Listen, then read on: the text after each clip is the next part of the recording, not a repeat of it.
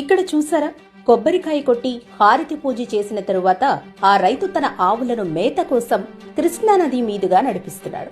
చూడండి, ఈ దృశ్యం ఎంత సుందరంగా మనోహరంగా ఉందో. కృష్ణానదికి ఇరువైపులా నల్లమల ప్రాంతం విస్తరించి ఉంది. ఇటువైపు ఏపీ, అటువైపు తెలంగాణ రాష్ట్రాలున్నాయి. మహబూబ్ నగర్, నల్గొండ జిల్లాల నుండి ఏపీలోని పల్నాడు, కర్నూలు జిల్లాలోని నల్లమల అటవీ ప్రాంతంలోకి గోవులు ఆహారం కోసం వస్తుంటాయి. పశువుల కాపరులు ఇటువైపు నుంచి అటువైపుకు, అటువైపు నుంచి ఇటువైపుకు తమ పశువులను తోలుకుంటూ వస్తారు. అయితే సాధారణంగా మహబూబ్ నగర్ ప్రాంతం నుంచి కర్నూలు వైపు ఉన్న నల్లమల అటవీ ప్రాంతాలకు రావాలంటే 150 కిలోమీటర్ల పైనే ప్రయాణించాల్సి ఉంటుంది. అయితే అది అత్యంత ప్రయాసతో కూడిన ప్రయాణం.